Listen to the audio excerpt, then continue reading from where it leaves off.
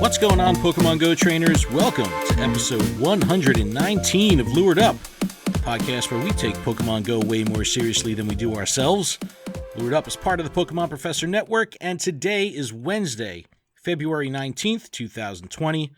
I'm your host, Ken Pescator, joined by my co-host, Adam Tuttle. Adam, hello. How are you? I'm in the building, but not in your building. I'm just in the building. You're in a different building. In the microphone space. I'm actually in a building today. I'm not even in a house. I'm in a studio today. So I am actually in a building, a big office building filled with nerdy shit. I like it. So cool. Yeah, check out our Instagram or Twitter. I put a little video up of the room that I'm in today in the studio. It's really cool. I'm at a shared universe podcast studio. I fucking love this place. It's very inspiring to be in here because it really puts me in the podcast mindset, and I'm surrounded by nerdy shit, and it makes me feel nerdy, and I love it. But yeah, so what's going on, Adam? How are you? Doing good. Coming down from all the events and everything. Finally, trying to relax. Yeah, good luck with that, man. The events never end. There's always something. Well, it slowed down for a little bit, and then it just got turned back on. All right, well, we'll get caught up on all that good stuff. Guys, on today's show, we're going to recap our Valentine's Day event. We recorded last week just before the event. We're kind of, let you know what you could expect over the weekend now that we've played. We'll review our experiences and through all that. We have another egg event cooking right now, and I do want to get into a conversation about that because it's definitely a hot topic right now, especially on social. People voicing their opinions pretty loudly about egg events. Yeah, it's like everyone's getting in on it. Yeah.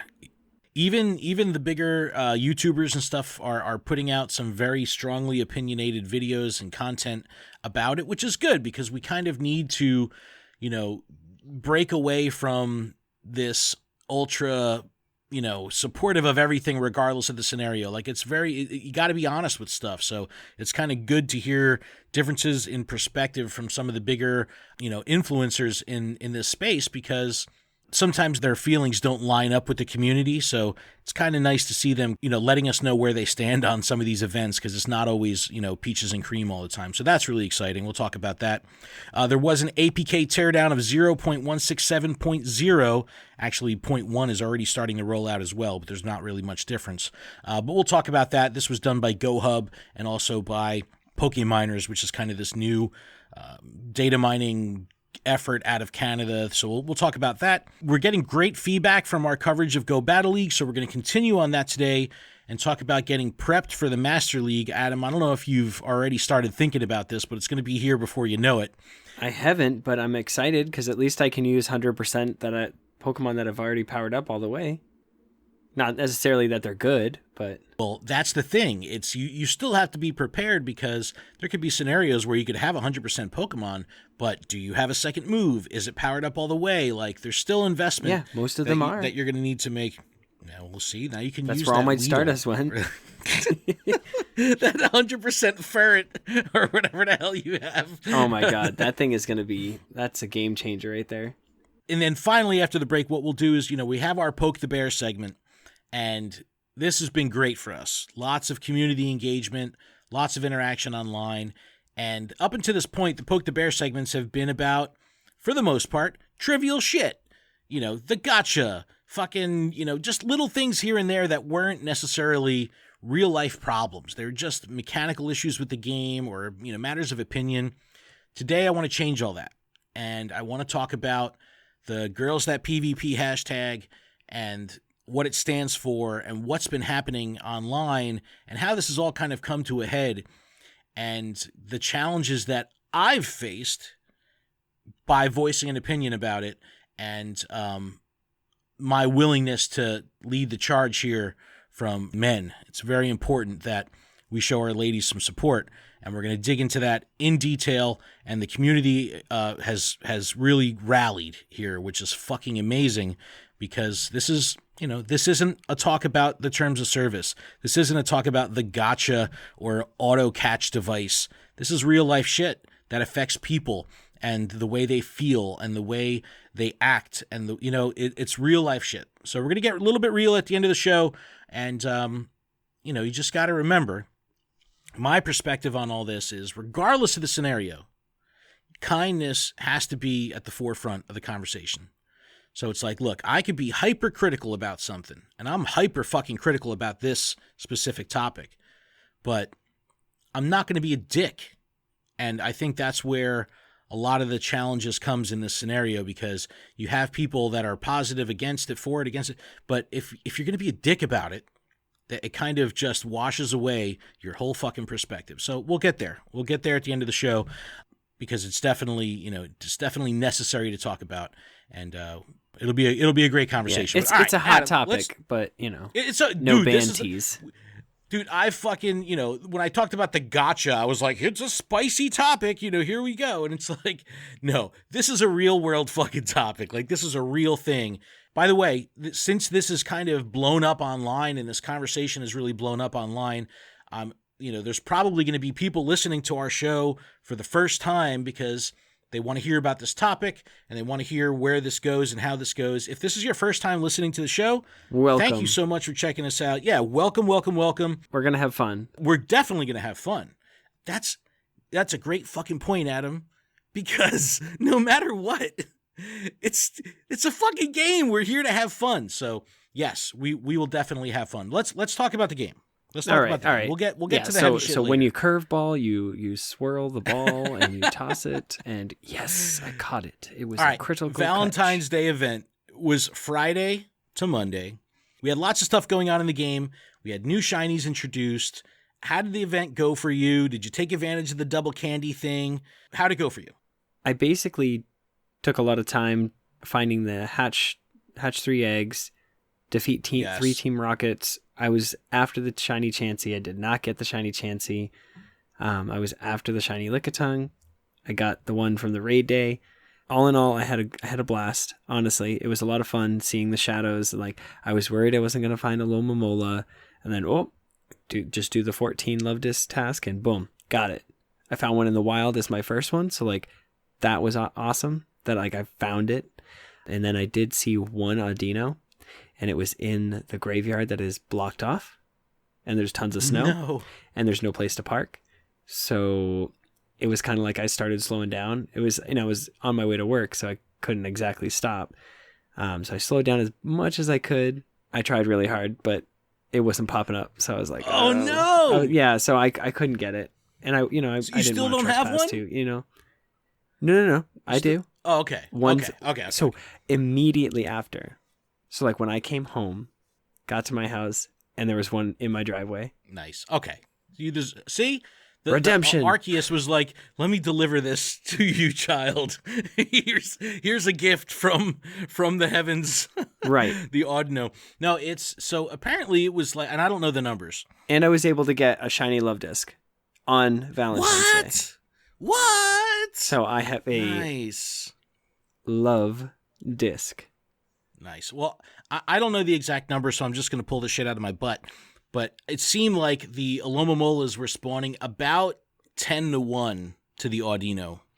And I think I saw 1 or 2 Audino in the wild, and I got a couple from research, or a couple from eggs, rather. But something that we got to start promoting here is taking advantage of stacking research, especially with these bonus hours and stuff like that. Because the double candy thing, it ran the whole weekend. So if you had 100 pieces of field researching, stacked with 100 encounters, that's a great time to like reinforce your candy reserves. So I'm doing that now. Like I would always do that, but now it's like I'm waiting for these events to hit, so that way I can get through my research stack and take advantage of whatever bonus is going on, whether it's candy, Stardust, or Do we remember what number it is that we can have? 100. You can have 100. Okay. Yeah, there's no way to know, and then if you do 101, it'll remove your oldest one. So you got to be careful, because like let's say you have a shiny in there, you could end up removing it because you've overridden so many of those existing ones. So you can have up to 100. It'd be nice to have a little counter. That'd be a nice little quality of life thing. But you got to take advantage of that. So I did not get the Shiny Chansey. I did not hatch the Shiny Happiny. I did not get a Shiny Love Disc. I actually only saw 4 Chansey the entire fucking weekend. And the Saturday, the day of Lickitung Raid Day, I played fucking almost all day. And I saw 1 Chansey the entire day. I did not see a single Chansey raid the entire weekend.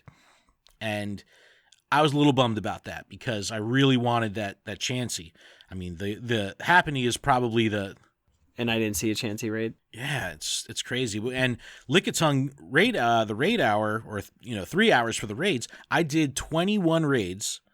I actually had a fucking Lickitung run on me, which was crazy. But I did 21 raids, not a single shiny from the raids, but I did get 1 shiny from research. So wow. I did leave with 10. 1 shiny. I did 10 and got 1 shiny. Raids? Yep. And then I know somebody who did, they were at the same 10 that I was at, but they had done I think 6 so far, but they had 3 shinies.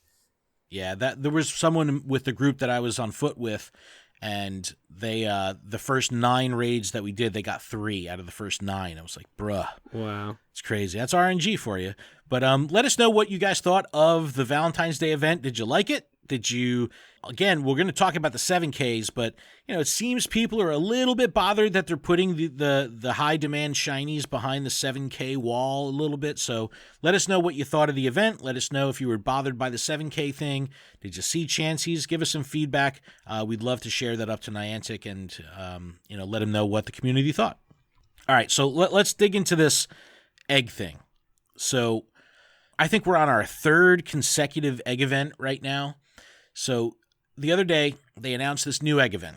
7K eggs are now hatching exclusively fossils. Adam, you want to run through the Pokemon that are now in 7Ks? You have the OGs, Ammonite, Kabuto, Aerodactyl, and then you've got Laleep, Anorith, Cranidos, Shieldon, and the highlight is Tortuga or Archon. Archon is what I need. I know, my brother has one, and he's got it as buddy. And I'm like, stop flexing. Stop flexing. So if any of those Pokemon were originally in 2, 5, or 10K eggs, they've now been removed from those pool, and it's exclusively in the 7Ks. Now, the good of this is Ammonite, Kabuto, Aerodactyl, Laleep, Anorith, all potential shinies. Cranidos is a good one because Rampardos is fantastic in PvP. Shieldon is great because you need those candies to power up your Bastiodon. Tortuga and Archon, both holdout Pokemon. A lot of people still need them for Dex, or they need the candy to evolve up, so it's really good. So this is a great pool. And yeah, I absolutely love this pool. But, again, hidden behind 7K eggs. Now, this is what's bothering people, because you have to have friends. That might be a small barrier to entry. You might have to have friends that gift, another little bit of a barrier to entry. It's not like you can get these eggs from stops. And we don't know how long this event is going to last. So if you're running a single incubator, just your free incubator, and you're doing 1 7K a day, you might only have a couple days to do this. So people are a little bummed because it seems like there's a lot of barriers to entry to get the good stuff. Now, there is some silver linings here because the egg pools are usually fucking huge. And when they're huge, it makes it super difficult to be able to get what you want because, you're just getting bullshit. I fucking hatched 5 Tyrogue in a row, out of a set of 9. I was like, another fucking Tyrogue. I hatched during the event. Bro, I hatched 3 Igglybuffs. I was losing my shit. I was literally going to throw the phone like fucking Mystic 7 where you throw his phone in the background. I was so fired up. And then today, I got my first batch of 9 fossil eggs, 5 Aerodactyl in a row. I'm like, you motherfucker. It's brutal. Yeah. And I'm invested in the game. I'm spending money. I'm buying fucking boxes. I'm using incubators. So I'm feeling the burn too. And I understand this isn't necessary. I don't have to buy shit. I don't have to, do all this. But now I feel like, oh man, was this for nothing? Well, you still got 3 more chances, so. Yeah. Or 2 more chances. Well, no. I have plenty of incubators, but it's just the fact that, I'm really trying to get that Shieldon Cranidos Tortuga Archon. Really the Archon is what I need. I still need it for Dex, but I was definitely feel the burn. Oh, and Riolu's moved to 10Ks now. So Riolu's are now, they were, when shinies and stuff, they were put into the 7Ks. Again, shiny hidden behind the 7K wall. I don't even know if calling it a wall is right. I don't know if I'm disparaging the process here, but it's definitely weird. So I want to have a discussion about this.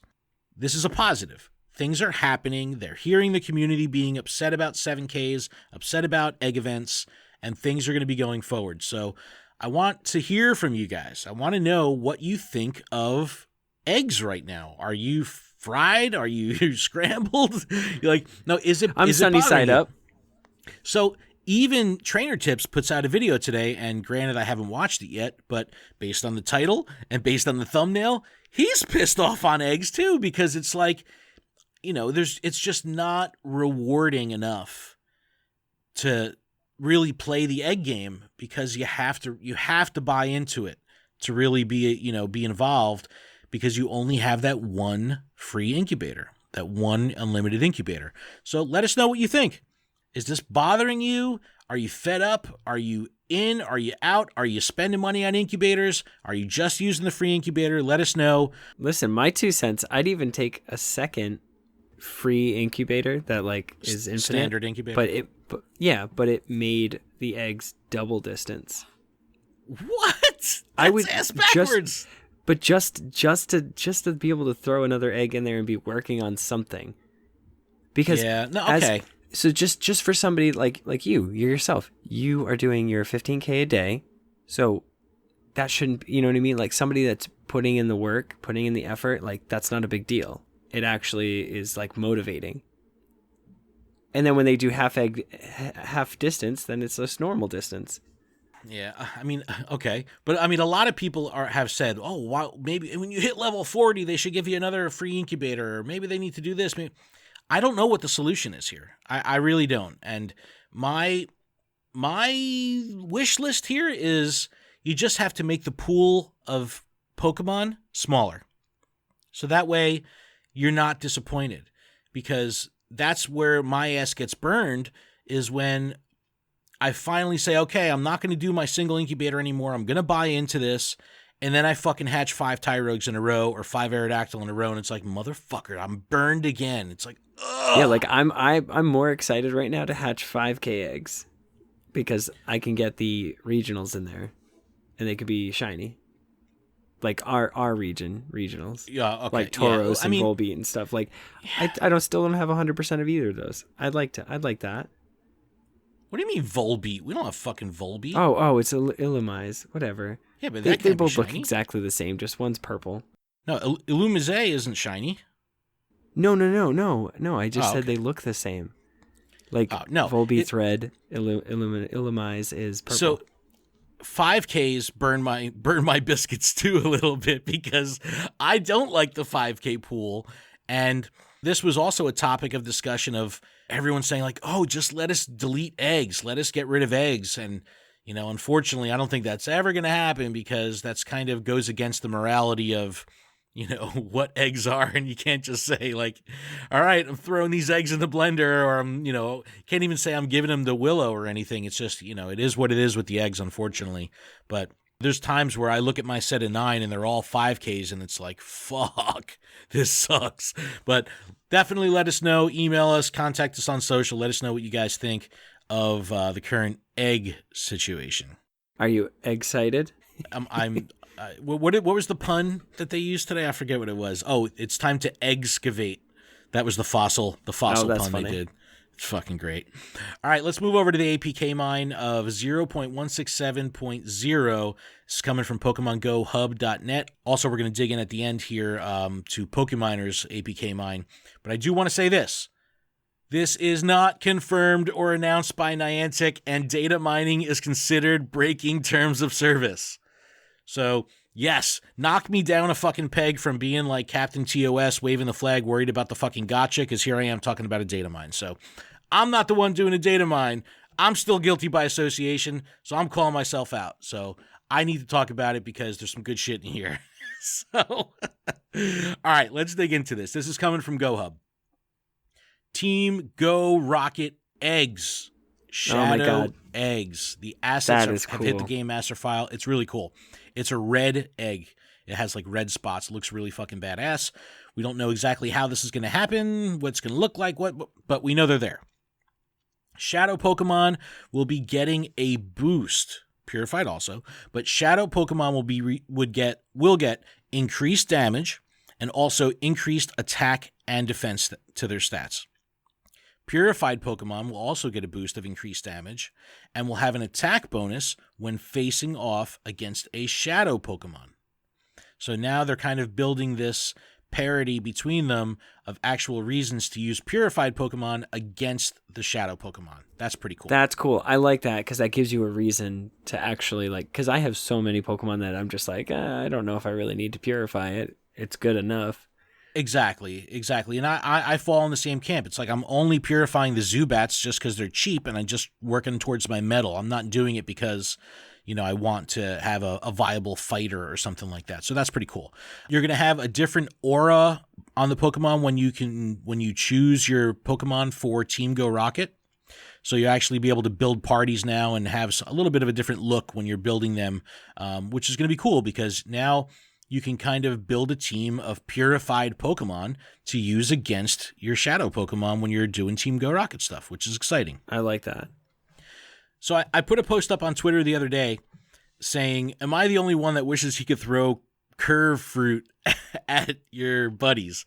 Because I love, feeding buddies. I think that whole mechanic in Buddy Adventure is awesome, but it's like I want to spin my fruit and throw a curve. So apparently this might be coming because there was something in the code found for an easy mode and a hard mode for throwing fruit to your buddy.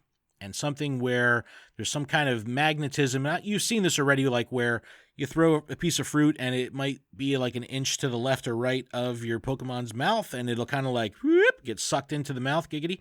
And, it has like this assist.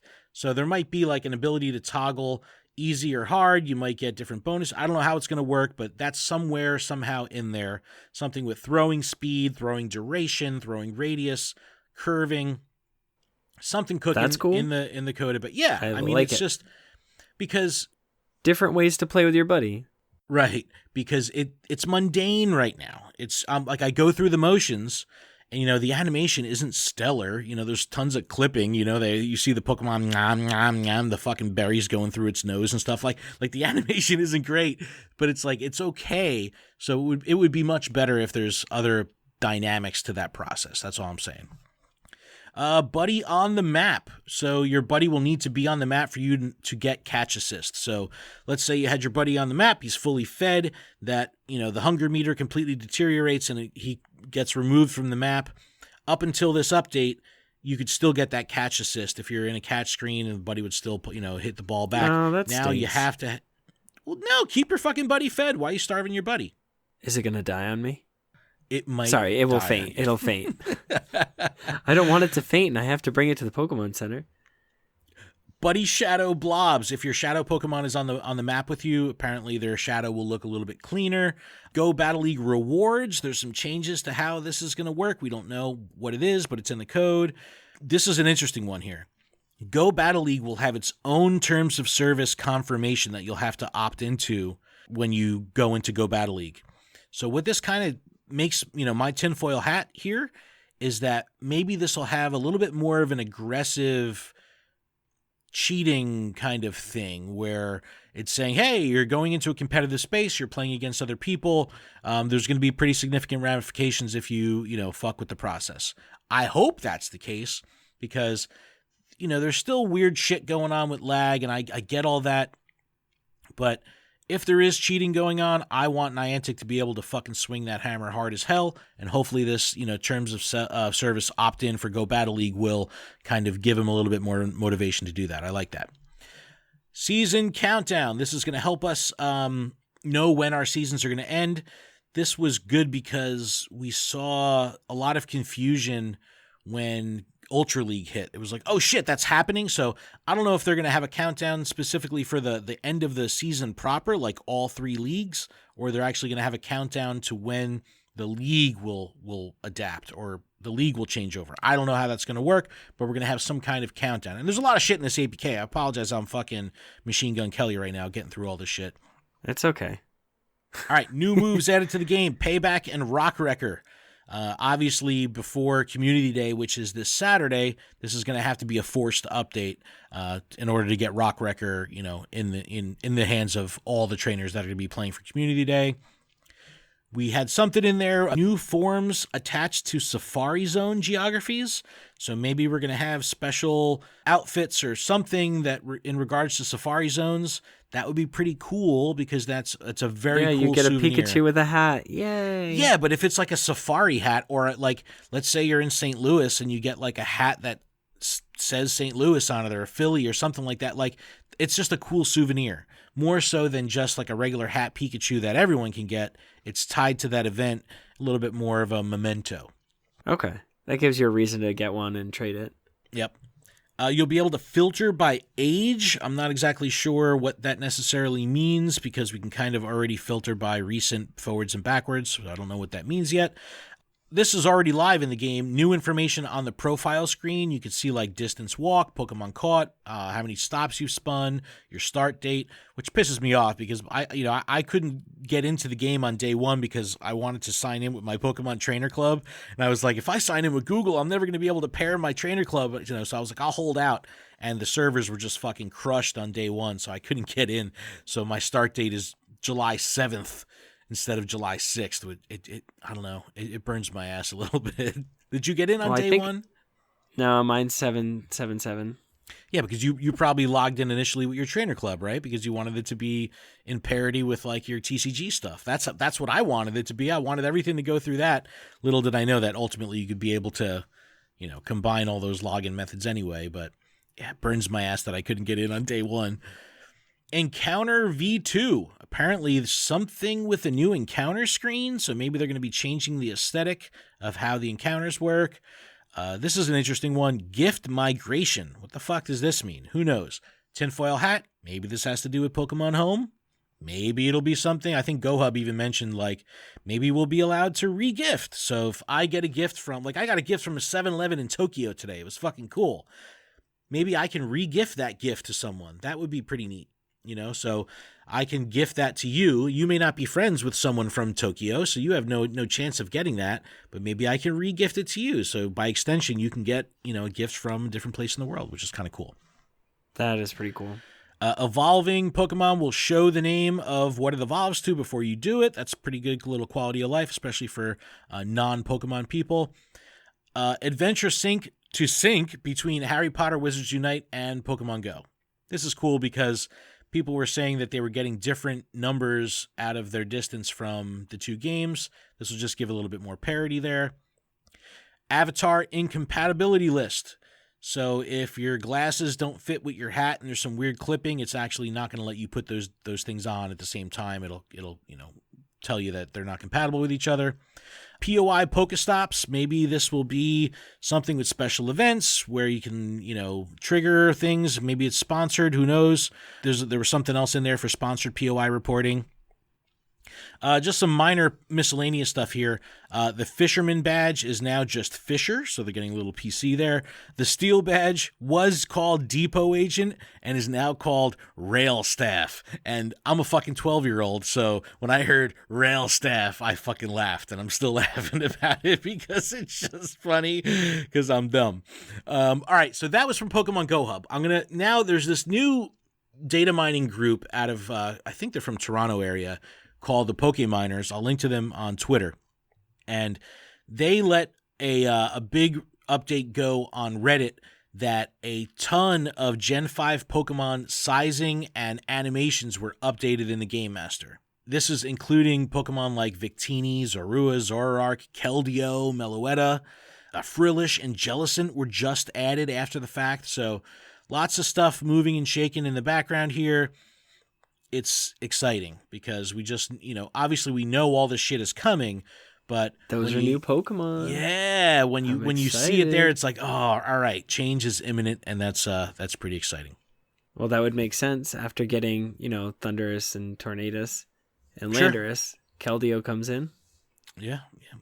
Keldeo got the raw deal, man. Got the raw deal with the Swords of Justice. I'm telling you, he's an official member.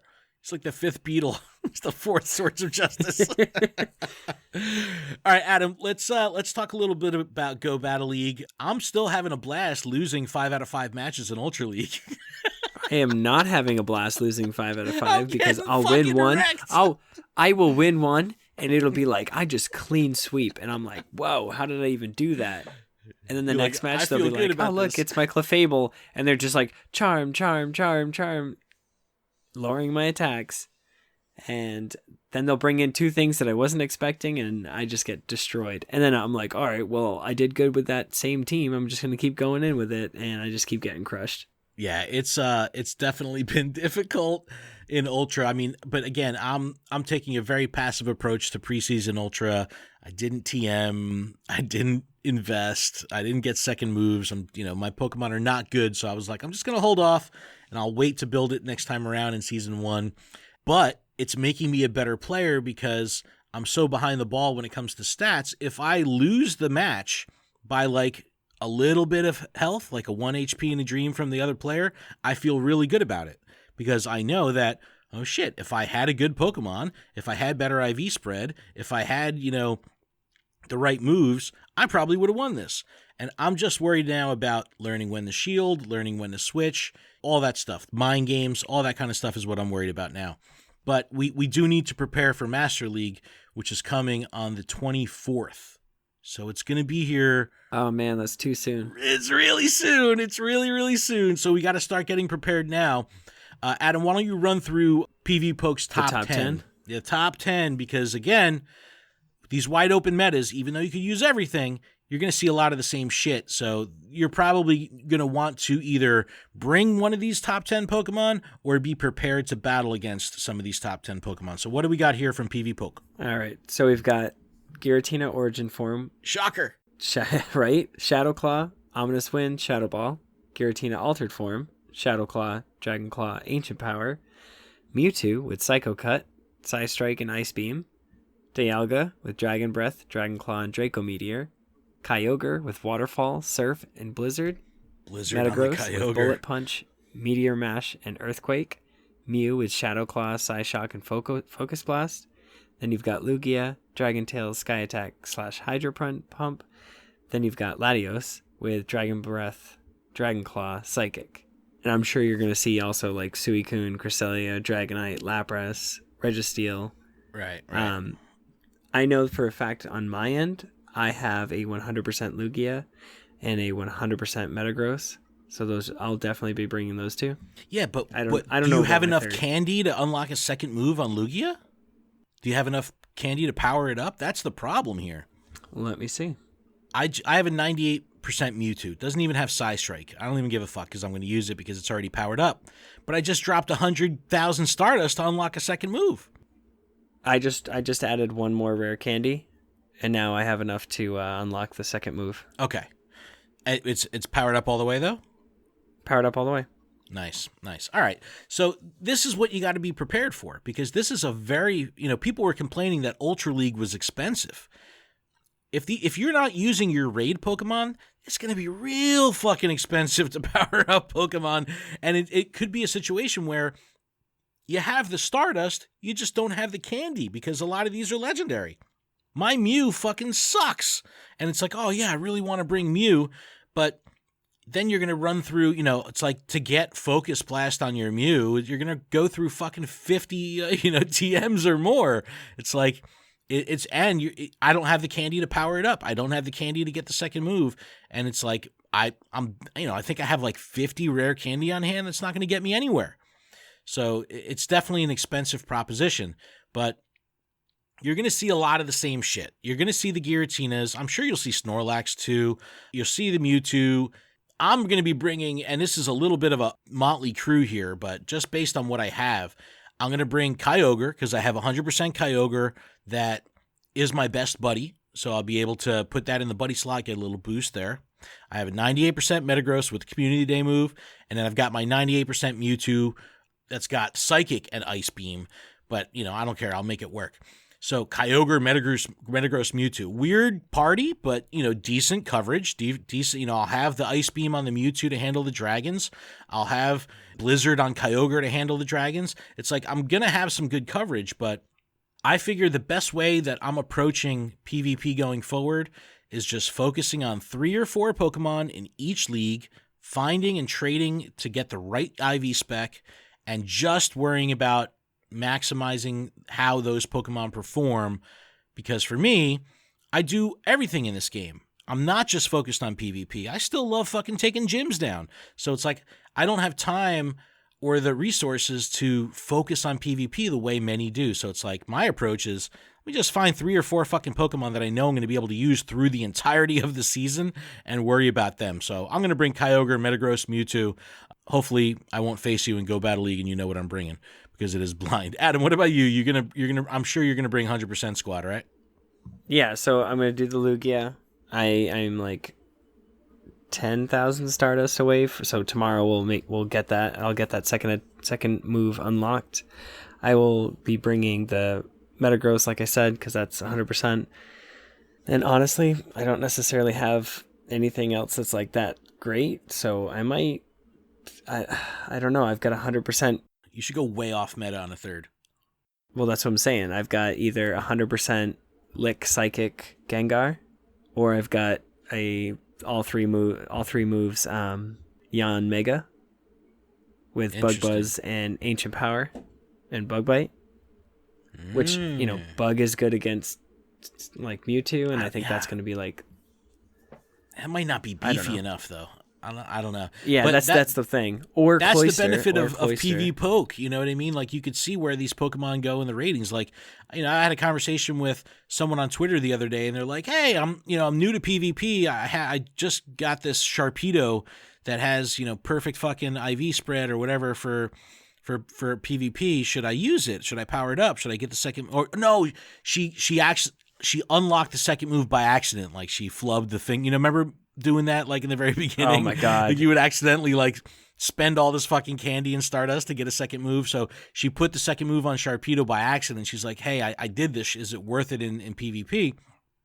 And I go, "Look, the IVs are right, but PV Poke gives you like the top 200 or something like that, and Sharpedo wasn't even on the list." I was like, "That's the problem.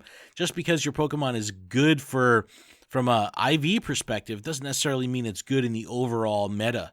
That's why the PV Poke tool is so handy, because you can actually see if the Pokemon is viable in addition to knowing what kind of IV spread you want. Yeah, like my Cloyster was an 82 on the list, and my Gengar was a 62. So it's like, okay, well, Gengar gets the win. Yeah, there's 4,096 different IV combinations or something like that. So anytime you're in the top 10%, really, you're in a good place. Well, number 13 is Snorlax. So, I mean, I have 100% Snorlax. There you go. Well, is 100% what you want, though? Oh, yeah, for Master League, yeah. Yeah. All right, Adam, you ready to take a little breaky break? That was a lot of fucking information. A lot of information. Right? In that top I almost fell asleep there for a second. Dude, I'm sorry. It's a lot of info.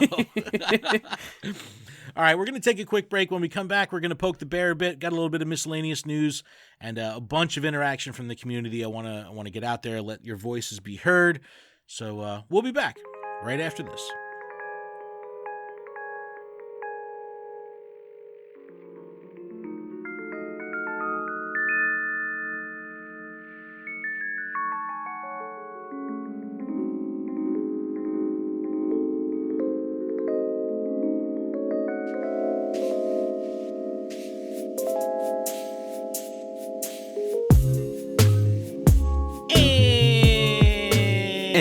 We are back. We are back from our break. Back again. Yes, we're back. All right, little housekeeping really quick before we get into the back half of the show. This podcast is powered by Patreon. Please check ours out over at patreon.com/PokemonProfessor, where you can support the show for as little as $1 a month. And that $1 will get you access to our patron-exclusive Discord, which is a fantastic place filled with fantastic people. You know what? It sure is. And I want to give a huge shout out to our show supporter tier patrons: Brittany J, James, Matt, M. Pitts, Terry, David, Chris, Sydney, The Noise, Harry, Pokénabot, Purple Pancakes, Them Gears Be Bangin', Lady Goobly Meat, Go Ranger, Matt, The Phoenix, Baker Boy, Jolt Switch, Alex, The Illustrious Overseer, Jason, Matt from Kentucky, Paul, Justin, Val, Monica, PJ, Trainer Dex J, Augmented Naturally, Mackle, and Brian. Thank you guys so much for supporting us at the show supporter tier. We really appreciate it. I feel like you're wiping off your forehead every single time you say that. Dude, I'm getting it down. I'm getting it down. There's a lot. Oh, and a shout out to Stealth991 and Podgy Panda for joining at the Discord tier this week. Thank you so much. Welcome aboard. And a huge shout out, as always, to our executive producer, Paul Bott, for his incredible support on Patreon. Paul Bott. And if Patreon isn't your thing, man. there's still a few other ways you could help us out. If you're listening on YouTube, you can subscribe to the channel, turn on notifications, and if you're listening via a podcast service like Apple Podcasts, you can take a moment to leave us a review.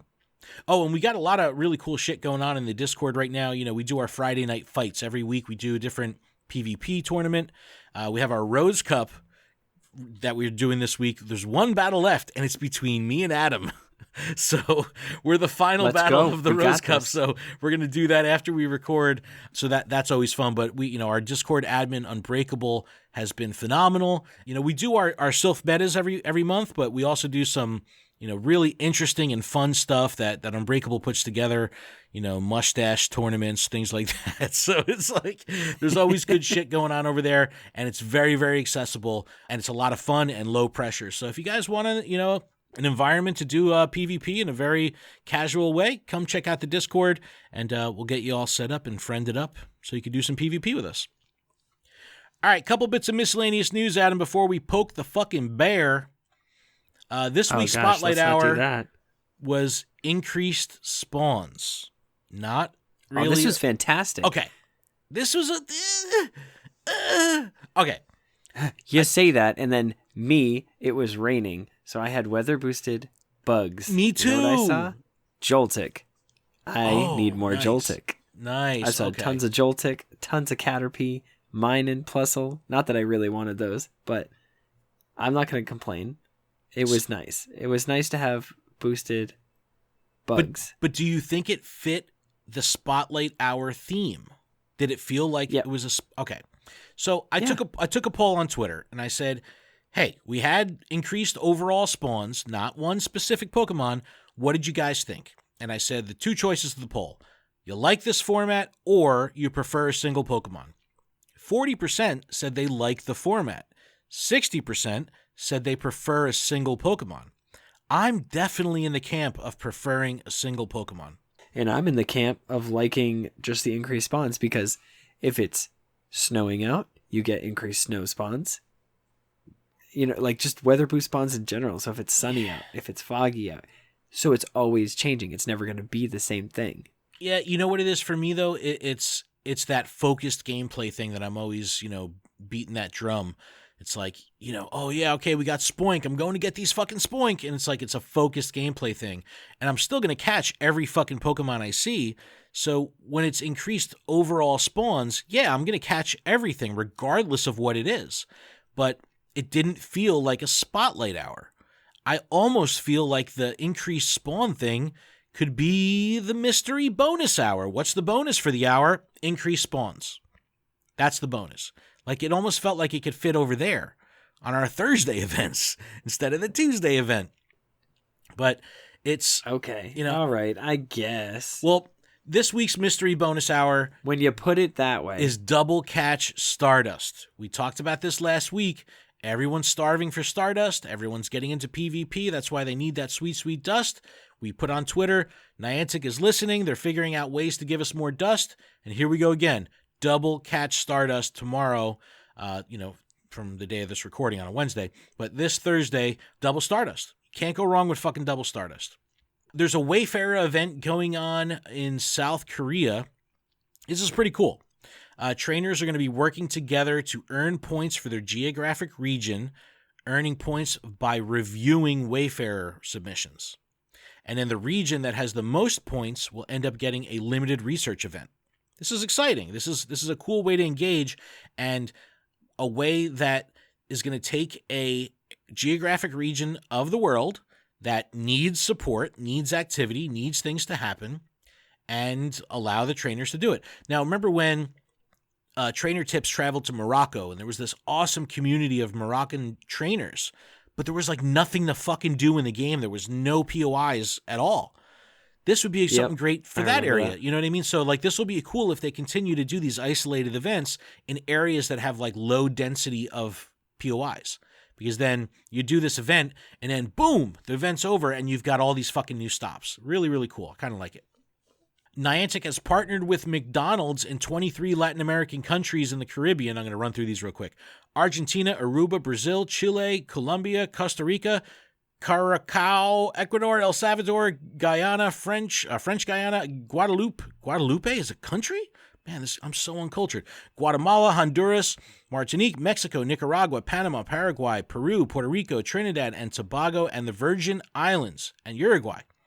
Trainers will now be able to interact with over 2,500 new Pokestops and sponsored gyms at select McDonald's locations.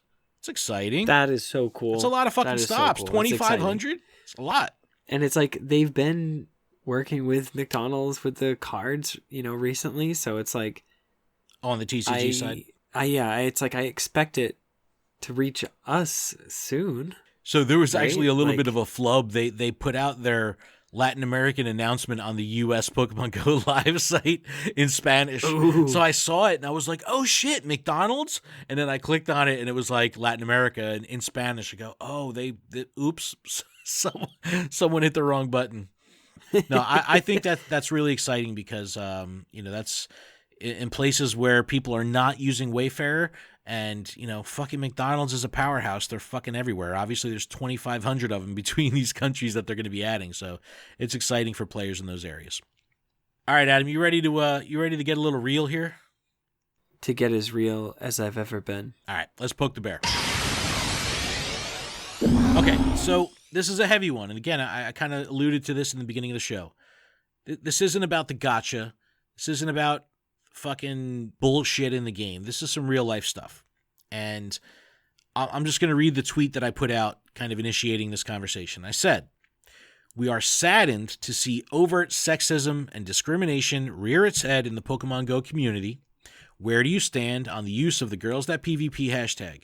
Do you feel it empowers or divides? All right, so here's the too long didn't read. Some battler defeats a female trainer by 1 fucking HP, and to, show his E-peen to the fucking world, makes this meme with showing that he won by 1 HP, puts Michael Jordan's crying face over the female trainer's avatar, puts some stupid fucking line like when you're girls at PvP and you fail, and pretty much just mocking her because she's a girl. And wow. Right, it was a total... That's absolute trash. Total fucking dick move. Total dick move. And it's one thing to talk shit and talk smack. Believe me, I've been a gamer my whole life, an online gamer my whole life. I love talking shit. But when you cross the line of racism or sexism or anything like that, like I said, you're just crossing the fucking line. So it really got under my fucking skin. So I put some posts up. Granted, I'm going through a fucking divorce right now, but I've got a wife. I've got a mom. I have a son that I'm bringing into this fucking world that I don't want him to come into a world that's going to be filled with fucking sexism. He's a gamer. He's an online gamer. He's already seeing this shit. So it really fucking struck a chord with me. So yeah, it hits home. I put myself out there. You have a son too. Who wants to fucking deal with this shit? I don't. It's bullshit. I don't. So the feedback started coming in heavy after asking this. And it was coming in from all different places, all different cultures, all different ages, lots of feedback. And anytime I try to initiate a conversation, it's a good thing when people are interacting. And for the most part, the conversations have been exceptionally civil. My favorite was the tweet that you had been like, you said to somebody, you should see my DM. Oh, yeah. DM box. Yeah. And I was like, I'll look into that. And I was like, whoa. So I'm going to get there. Are you serious, man? Because, yeah. No, I know. It was insane. But this is a major topic, and this is a major issue that I have You remove fucking Pokemon Go from the whole conversation. This is fucking sexism. This is discrimination. And it fucking fires me up. So before I get into everyone's feedback, I want to let people know the challenges and the questions that I've been faced with because I came forward and spoke out on this issue. Because it's important for people to understand where the fuck I'm at and where the fuck I'm standing, because I'm out here heralding this shit and trying to make a difference. So, this is some of the stuff that I've been dealing with. Questions like, you're not a girl. Why do you care? It's like, all right, that you already gave the reasons. Right. Like, give me a fucking break. Like, again, kindness. This comes down to kindness and not being a dick. So yeah, I'm going to care. It doesn't matter what the topic is. Don't be a fucking dick. Be kind. Moving on. This one really bothers me. This doesn't happen in my community. It's clearly a non-issue. It's like, motherfucker. Like, it's the most... It's like air. I don't see it. I don't believe it. Right. I can't see it, so it's not really there. Thing ever. You breathe. It burned my ass. It burned my ass so much. So people thinking that this doesn't happen in their community, so it's a non-issue. We'll get there. This is another good one. The girls should just tell them to stop it. It's like, what? Stop, or I'll say stop again. So, look, yeah, the girls should say stop it. And the most of them are, because these are fucking powerful, strong fucking women that ain't going to take shit. So yeah, they are going to say stop it, and good on them if they do. But not everyone is like that. Not everyone will put themselves out there. And that's what makes this important to talk about. And then this was the one that really burned my fucking asshole. I'm a troublemaker, and I'm really only doing this for more followers and clicks. And this is the one. Ken, why would you do that? Right. Well, bro, it's for the clicks, bro. It's for the views. And this is the one that transcended the public forum and went to my DMs, where this fucking dude, what the fuck is his name? I'm calling him out. Hold on. I have a bunch of responses here that I want to get through because this was a great way to give people a platform. Okay, hashtagger for life is his name on Twitter, right? First of all, I go to his fucking account. He's got 3 followers, and I'm not using that as a metric to the validity of his statements. But he's got 3 followers, and I just joined Twitter because in his bio it said, my other account got banned, so I'm back. So who knows what the fuck he did. And I'm looking at his post, and they're like, about the coronavirus and all this fuck. I'm like, dude, this fucking dude. So I'm just going to jump to this one because it's fucking hilarious. So he starts fucking ranting in the DMs. And he says, I don't disagree with anything that the GirlsThatPvP stand for. If it's a real serious problem, when it happens to a man, so again, right away, he's turning this around, making it not about the women. He's making it about men. I got major issue with that. He says, they should just stop in and say that it's not okay, or another man should step up and beat him up. Okay, so all right, great. But creating a movement... Violence is never the answer. Creating a movement Kindness will get a more extreme reaction from the other side. FYI, I'm not the other side. So, and then he goes on. This is how he's trying to push his point.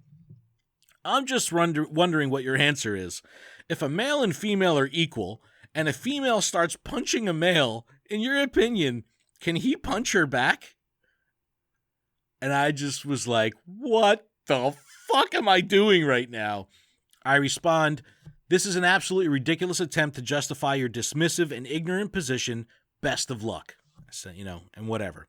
So then he replies, nah, I see you only want to be negative. It's funny how you try to judge me and you don't want, it's all good as long as you gain followers, right? You have to justify my dismissive and ignorant position. He puts that in quotes. I would have just posted this online so everyone could see it. You can't even answer my question. Don't worry. I won't make it public since that's not my style, but I guess you're too scared to admit to certain things. So then I just reply with, some clown shoes, and I go, please make it public. I need more followers. And I spelt, more. I need more follows, MOAR, like more follows with a Z. He said, right, just keep dodging the question because other people will judge you just for like you judge me. Or you know what? Call me Judge fucking Judy. I will judge you, motherfucker. Don't fucking test me on this shit because I will debate this shit all fucking day. And I said, come on the fucking show. You got such a hard stance on that. Come on the fucking show and talk to me about it, and we'll see where it goes. Fucking bullshit. I'm so fired up. Okay, enough negativity. Hold on, I gotta regain the zen. Okay, we're good. Okay, all right, we're good. So, seriously, a lot of shit going on here. Lots of shit going on. And I've seen people come out in support of the Girls That PvP. I've seen men, women say they don't like the Girls That PvP hashtag. They say some say it's demeaning to women. Now, we had Heather Ward, Kachino Mum, the creator of the hashtag itself, on the show, and she described why she built it. And really what the purpose of this was to allow female trainers to have a sense of community and welcoming them into the PvP community. And why? Because typically competitive video game environments are not welcoming to females. That's as simple as it is. It doesn't take away from anyone's dick size. It doesn't take away from, anyone's skill level. It's just giving someone a sense of community and opening the door and saying, hey, why don't you come here? You're welcome here. Where's the fucking harm in that? That's how passive this whole thing is. It's not hardlined at all. And unfortunately, when you put your foot down and make a statement like I've done, it is a little hardline. And I fucking get it. But like I said, I get charged up over this shit. So I reached out on social and I said, I would love to hear from the ladies. I want to hear your experiences. I want to hear your feelings on this because clearly people don't understand. They're dismissive of it. They don't get it. And even when you tell them in plain English, they still don't get it. So I'm going to read some responses here that I got because some of them are exceptionally powerful and really, do a better job of explaining it than I ever could because, again, I'm a man. I'm an ally to these ladies, but I'm not the one that's feeling the burn of the negativity surrounding this. So Sarah Elise. But your ass is burning. My ass is always fucking burning. Sarah Elise says, the Girls That PvP movement was created to support and uplift women in order to empower them to join the overall PvP community, and any movement that encourages people to participate in the wider PvP community should be encouraged. At the end of the day, women face different challenges than men in the competitive gaming world. This movement acknowledges this while still supporting the amazing men in our community. If this movement can even help one woman overcome her anxieties and give PvP a try, it was worth it. Sarah, preach, girl. I agree. That's powerful. That's what I'm saying. This is positive, uplifting shit. This isn't negative. It's crazy. All right, next one. Let's see. And notice how she complimented men in general too. Of course, because they're all while still supporting the amazing men in our community. Yeah. This isn't about degrading or making anyone else feel lower or lesser or whatever. It has nothing to do with that. And again, hearing it firsthand from a woman, it drives the point home better than I ever could. That's why I wanted to get their voices heard. All right, Shagness, very prominent in the PvP community. She says, I'm really struggling with the bickering that's going on with concerning Girls That PvP. I think the whole point of Girls That PvP is being lost at this point. We are all battlers in the end, but that point is being missed, and we're not trying to divide ourselves from the guys or men. We are providing a safe place for girls and ladies to grow and become better battlers without having to worry about being discriminated against because of their sex. Sure, some of us are lucky enough to have amazing support from our communities, but others are terrified because of their experiences. It could have been harassment locally or online, such as an undermining the Pokemon on our team or the moveset she chose to run or voicing that she will be easy to win against or face because she's a girl. There was even an instance where a guy offered coaching for sex. These are just a few of the examples and are all wrong on so many levels. Our community is safe, inclusive place for girls that PvP can feel safe, learn, grow, do tournaments, and support one another without the worry of being judged. All right. So we've now gone from... My mind is blown. Exactly. If that doesn't drive the point home of how some of this stuff can be extreme, just think about that shit. Think about it. Has any guy ever walked into a fucking tournament and had a female coach come up to him and say, you know what? Your Pokemon are fucking weak, but I'll teach you which ones to use if we go have sex real quick. It's fucking disgusting, man. Fucking gross. Fucking gross. That's the overt stuff. So that's the thing that is very easy to identify in these situations. So that stuff's out there. Here's another one. T Blissy on Twitter. I got into PvP because the community seemed incredibly chill and more focused on gameplay than the Pogo community at large. I also love legacy mons and was super excited to see new moves being relevant. At my very first tournament, I was paired with a guy I vaguely knew, lost in a really close 3. The second match finished, he stood up and shook my hand and said, wow, that was a lot closer than I thought it would be. All right, so now let's talk about this. We have the overt stuff like, let's go have sex, and I'll teach you to be a better battler. And then you have this very passive stuff that people are having a hard time identify is anything wrong with saying. So just the fact that he's like, I thought that was going to be easier. Why did he think it was going to be easier? You know why? Because she was a fucking female. He could have just said, wow, that was a close game. And end of statement. End of statement. Because it was a close game, right? Like, but the fact that he felt the need to say he thought it was going to be easier, like why the fuck would you think it was going to be easier? Why?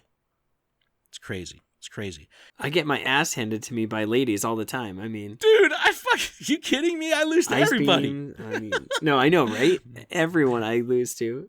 T Blissy follows up. She said, what struck me the most is that he wasn't even trying to be insulting, but he was so oblivious to how sexist the statement was.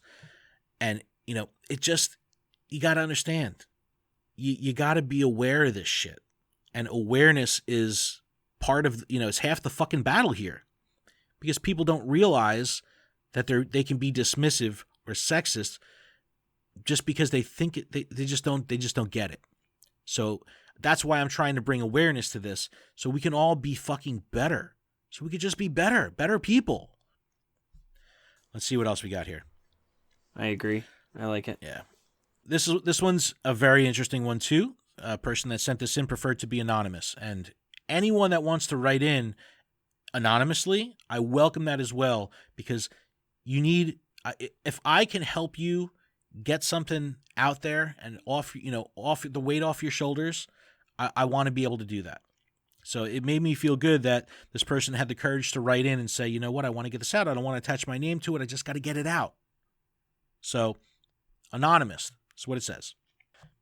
Ageism is a big and maybe even bigger of an issue for me than Pogo and PvP.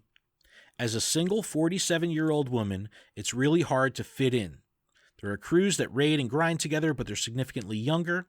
The people my age who welcome me are more casual and only do a few raids at a time. I've noticed that increasingly on my Discord, my posts are met with either shade or rants. Sure, some of the things I say are open for discussion, and I welcome people to disagree with me. But I seem to get shot down every time I say something. It's a Discord that is supposed to be a judgment-free zone, but that somehow only applies to others, not the old lady. This one really baffles me because I'm not good at PvP, so it's not like I'm any kind of a threat. She goes on to say, seeing who is going to sit near me at our local cups is both hilarious and nerve-wracking. I get there first, stake out the big table, and watch the next arrivals select smaller tables and sit as far away from me as possible. If I were to sit at one of the small tables, they would all fill up the big table. The only guy who chose to sit near me is this 26-year-oldish young man who tries to be my scrim partner, and I appreciate him so much. All right, so let's digest this for a second. 47-year-old Well, woman. first off, you're not old. You're not old. You're 47 years young. There you go. Because when I thought 30-year-old, when I was like 16, 17, I was like, man, that's so old. I feel I'm 42. I feel like I'm 18. Like, this game makes you feel a lot better about yourself. It makes you feel a lot younger, and like, you really are young. You've got a whole life ahead of you. So just, it's awesome that you're at these events. Absolutely. Absolutely. And this one really struck with me because the sense of community that Heather Ward had explained to me why she created this, to let people feel welcome that are intimidated about going, especially to their first event. She, this woman's 47 years old and dealing with middle school lunchroom behavior. It's, you know what I mean? It's like, I've never felt that. And my heart fucking breaks reading this. It fucking kills me. It's, dude, it really upsets me. It really fucking upsets me. And I thank this person for writing in, because throughout all this GirlsThatPvP shit, I didn't even think of this. I didn't even think how ageism could kind of compound on top of this.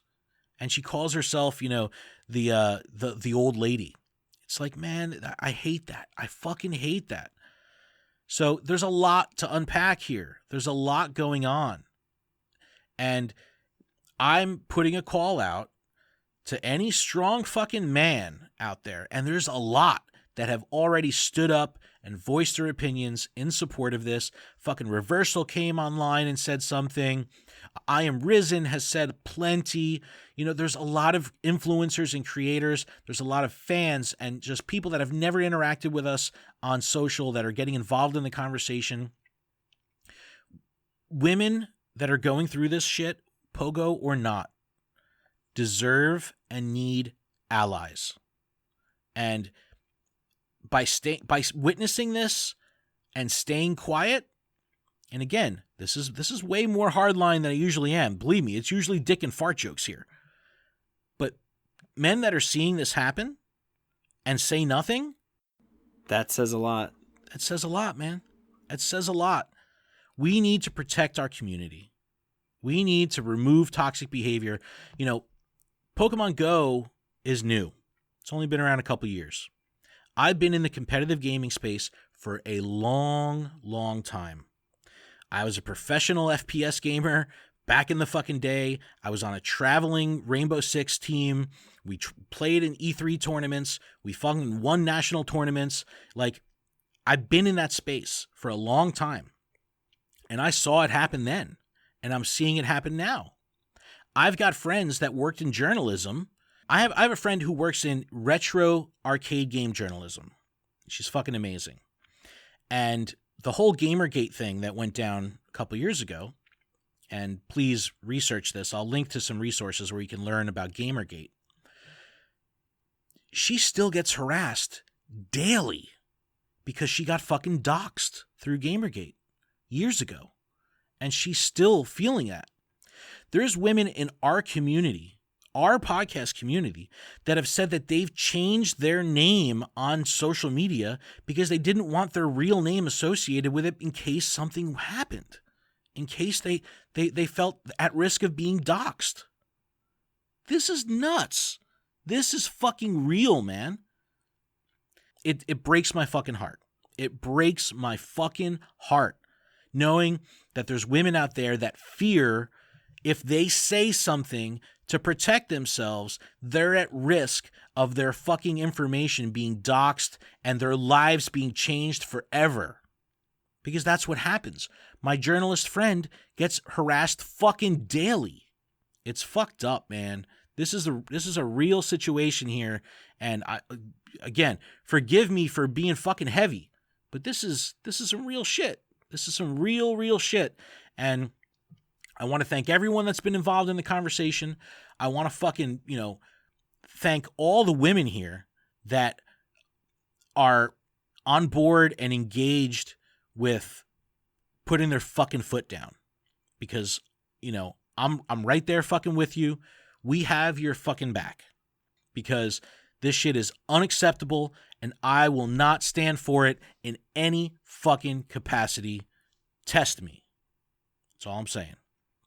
And on that note, rainbows and fucking unicorns. All right, let's get back to dick and fart jokes.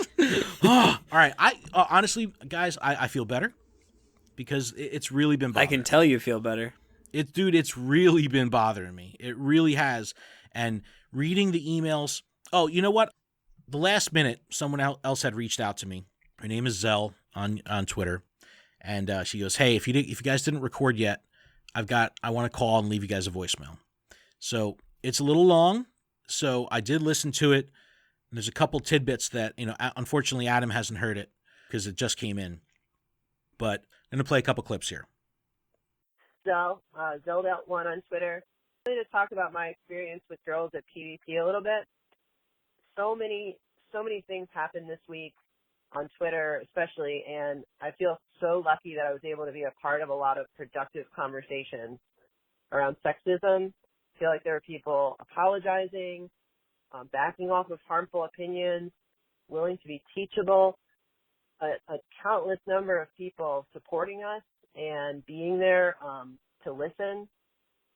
At the same time, on Twitter, it was really interesting to see happen in a public space, something that we've been experiencing basically since the beginning of competitive play, which is like kind of a questioning of what counts as sexism, and people not totally buying that there's a wider issue in the community.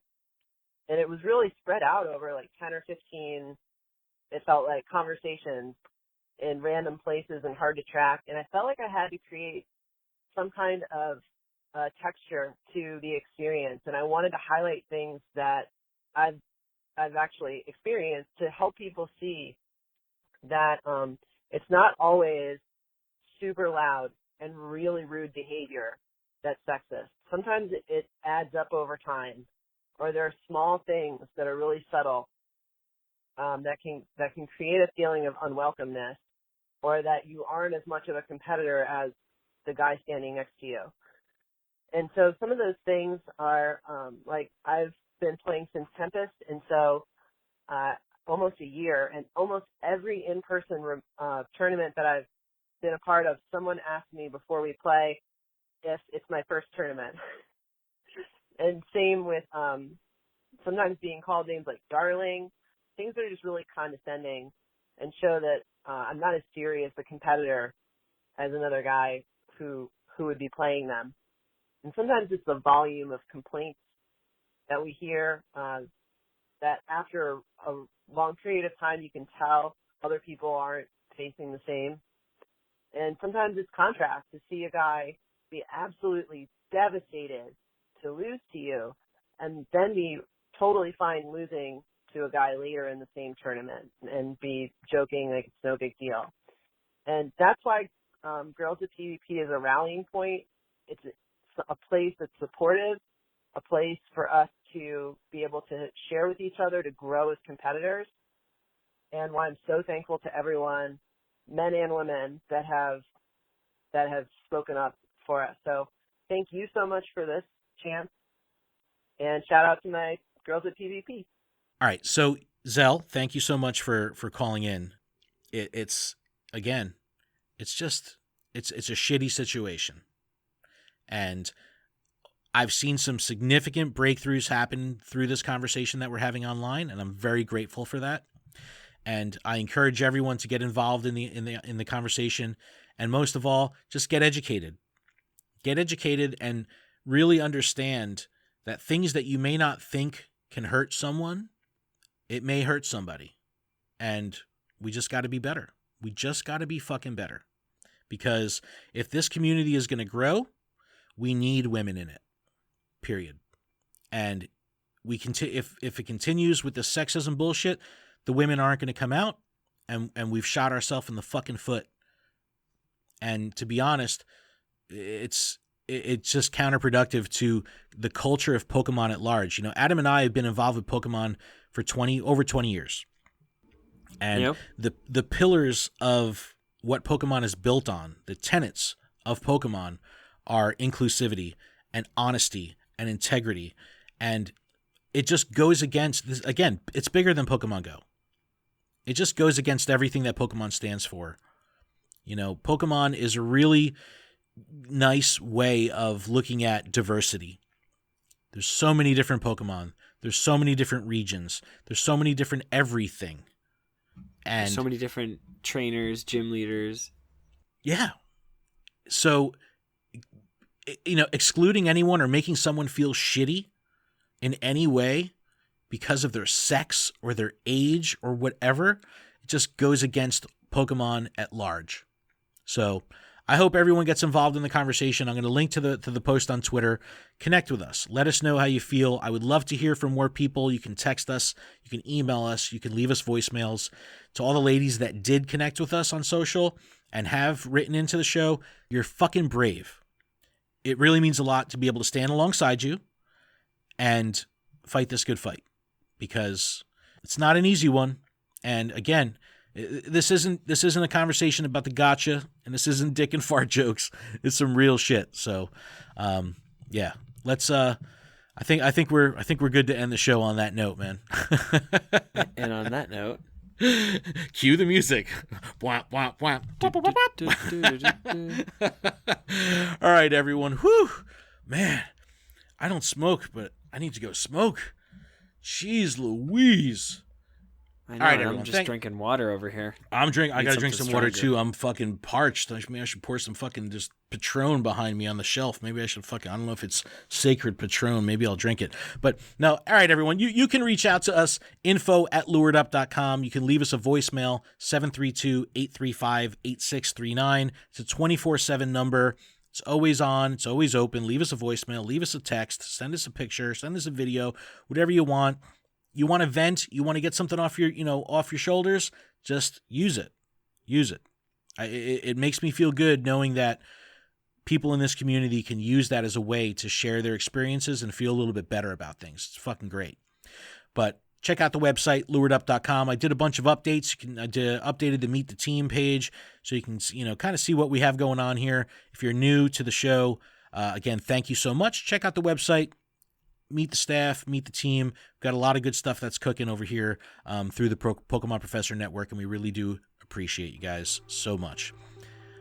Whew. Adam, you got anything else? No, just I hope you guys are able to take advantage of the bonus hour. Yeah, way to call back. I need that Stardust. I need that Stardust. Sweet, sweet Stardust. That sweet, sweet Stardust. Thank you so much. Keep training trainers. We'll talk to you next week. See you later. Bye.